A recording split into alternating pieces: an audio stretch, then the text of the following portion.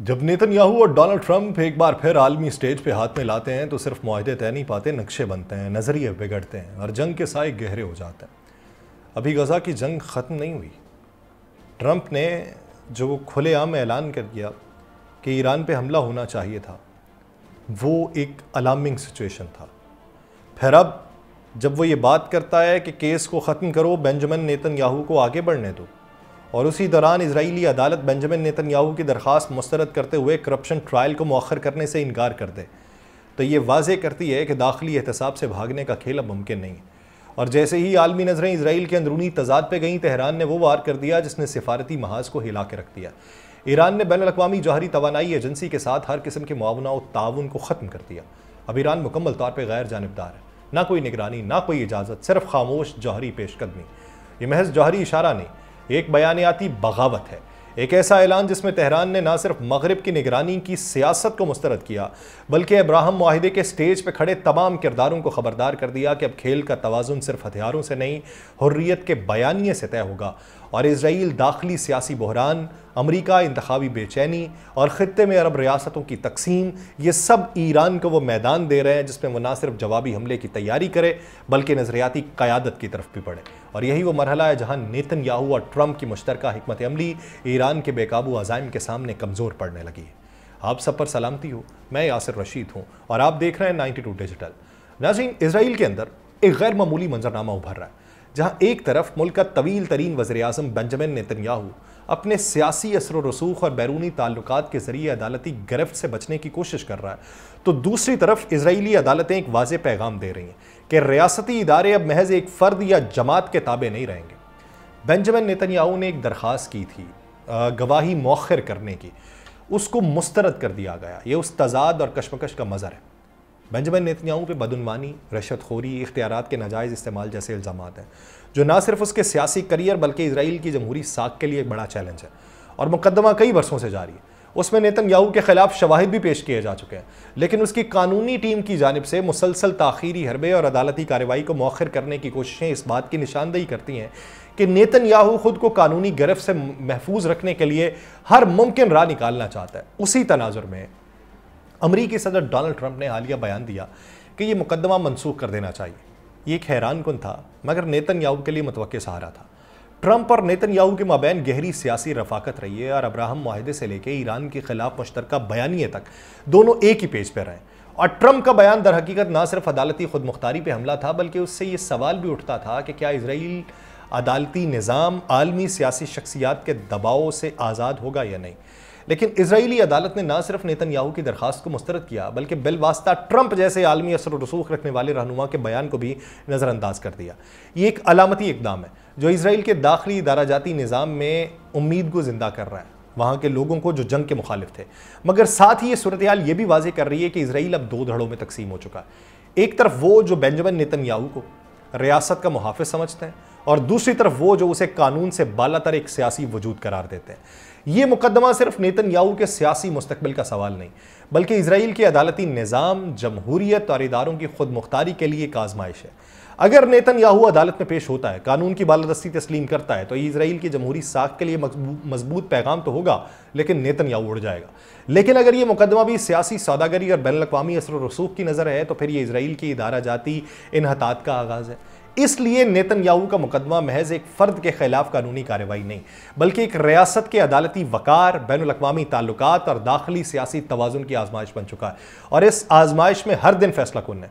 दिलचस्प बात यह कि जिस लम्हे डोनाल्ड ट्रंप इसराइल के वज़ीर-ए-आज़म बेंजामिन नेतन्याहू के मुकदमे की मनसूखी का मुतालबा कर रहे हैं, खुद वो अमरीका में कई अदालती मुकदमात की जद में।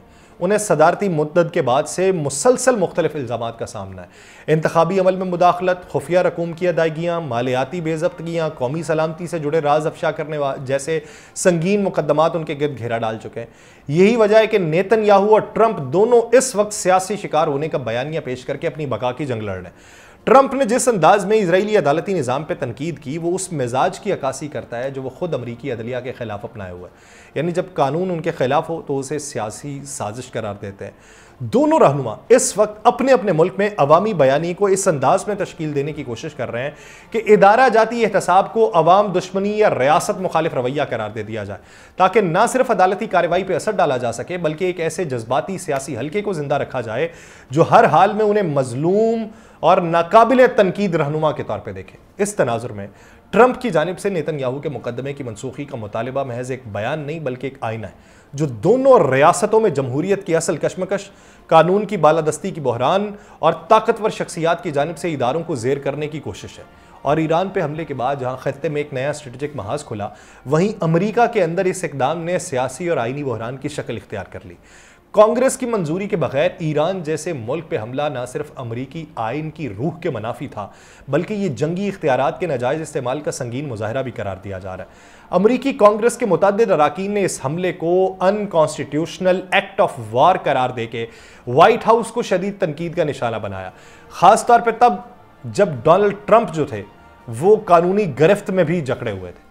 इस इकदाम से न सिर्फ ट्रंप इंतजामिया पे अखलाकी दबाव बढ़ा, बल्कि पेंटागन और CIA के अंदरूनी हलकों में भी शदीद बेचैनी पैदा हुई है कि ईरान जैसे ताकतवर मुल्क के खिलाफ एक बड़ी जंग में कदम रख के अमरीका तवील मुद्दती दलदल में फंसा दिया गया।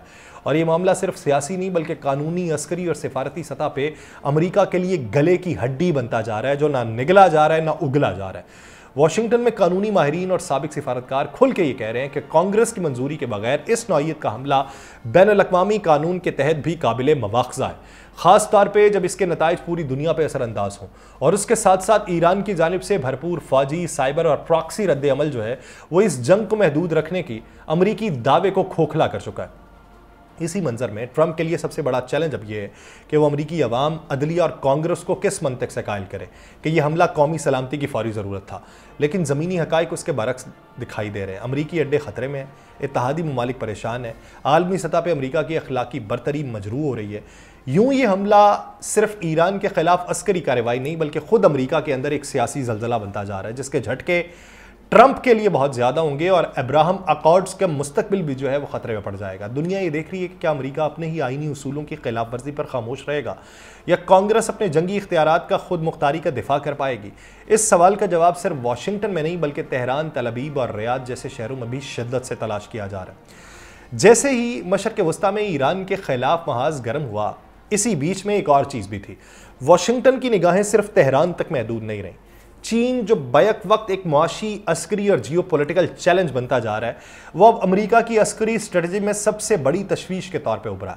अमरीकी फ़ज़ाइया के सरबराहान ने खुले लफ्ज़ों में इस बात पर तशवीश का इजहार किया है कि चीन की पीपल्स लिबरेशन आर्मी न सिर्फ बैलिस्टिक और हाइपरसोनिक मिसाइलों के मैदान में सबकत हासिल कर चुकी है, बल्कि वो किल वेब नामी एक ऐसा मरबूत निज़ाम भी तश्कील दे रही है जो जंगी मैदान में अमरीकी स्ट्रेटजी को बेअसर करने की सलाहियत रखता है। ये किल वेब एक ऐसा नेटवर्क है जो सैटेलाइट्स, ड्रोन, मिसाइल सिस्टम और AI के ऊपर मबनी कमांड एंड कंट्रोल सिस्टम को बहम जोड़ता है। इस निज़ाम के तहत चीन बैक वक्त ज़मीनी, फ़ज़ाई और बहरी अहदाफ को निशाना बनाने की इस्तेदाद हासिल कर रहा है, जो अमरीका के रवायती किल चेन स्ट्रेटजी के मुकाबले में ज़्यादा लचकदार, तेज़ और मौलिक मानी जा रही है। अमरीकी दिफाई इदारे ये समझते हैं कि अगर चीन ने यह निज़ाम मुकम्मल कर लिया तो वह सिर्फ ताइवान या बहरुल काहिल में नहीं बल्कि दुनिया के किसी भी हिस्से में अमरीकी अस्करी मौजूदगी के लिए खतरा बन जाएगा।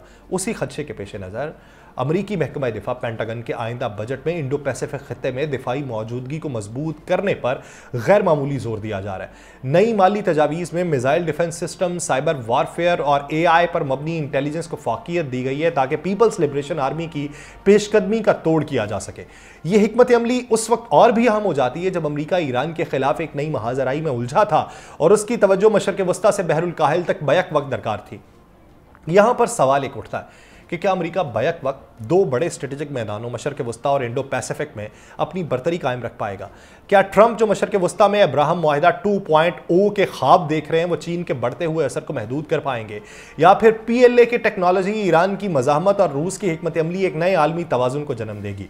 ये खतरा अब फर्जी या मुस्तकबिल की बात नहीं बल्कि अमरीकी अस्करी बयानिए का एक तस्लीम शुदा चैलेंज है जिसकी गूंज वाशिंगटन से लेकर तल अबीब, तेहरान, बीजिंग और मॉस्को तक सुनाई देती है।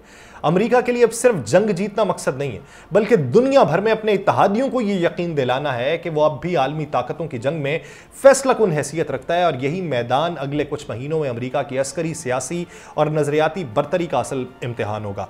लेकिन इस सब के बीच में अमेरिका की बेचैनी वहां पर बढ़ी जब ईरान ने बाज़ाब्ता तौर पर एक ऐसा कानून मंजूर कर लिया जिसके तहत वह बैनुल-अक़वामी जौहरी तवानाई एजेंसी के साथ किसी किस्म के ताउन या मुआयने की इजाज़त नहीं देगा। पहले पार्लियामान ने मंजूर किया और अब मजलिस शूरा भी मंजूर कर चुकी है। यानी ना सिर्फ ईरान के जौहरी प्रोग्राम पे अक़वाम मुत्तहिदा की नज़र खत्म हो चुकी है, बल्कि अब तेहरान अपनी एटमी हिकमत अमली को किसी भी बैरूनी दबाव से आज़ाद होकर तश्कील दे सकता है। यह फैसला ना सिर्फ इसराइल और अमेरिका के लिए सिफारती और अस्करी तौर पर एक शदीद चैलेंज है, बल्कि उन तमाम अरब रियासतों के लिए भी लम्हा फिक्री है जिन्होंने अब्राहम मुआहिदे जैसे इक़दाम से इसराइल के साथ इश्तराक बढ़ाया। क्योंकि अब ईरान का पैगाम दो टोक है, अगर आप हमें आलमी सतह पर तनहा करेंगे तो हम आलमी निज़ाम को वैसा ही चैलेंज करेंगे। जब मशरक़ वस्ता में गज़ा जंग, इसराइली जारहियत और ईरान पे अमरीकी इसराइली हमलों की बाज़गश्त है, अब्राहम मुआहिदा है, अमरीका के लिए कांग्रेस की मंजूरी जो थी वो एक सबसे बड़ा मामला बन चुकी है, तो इस वक्त ईरान के हाथ में ना सिर्फ यूरेनियम की ताकत है, बल्कि अज़म, मज़ाहमत और आलमी ज़मीर को झंझोड़ने का बयानिया भी है। तो देखिए कि दुनिया कितनी तेज़ी से तब्दील होगी और कौन उसकी पोशाक को ओढ़ेगा। मुझे दीजिए इजाज़त, अल्लाह ने के बाद।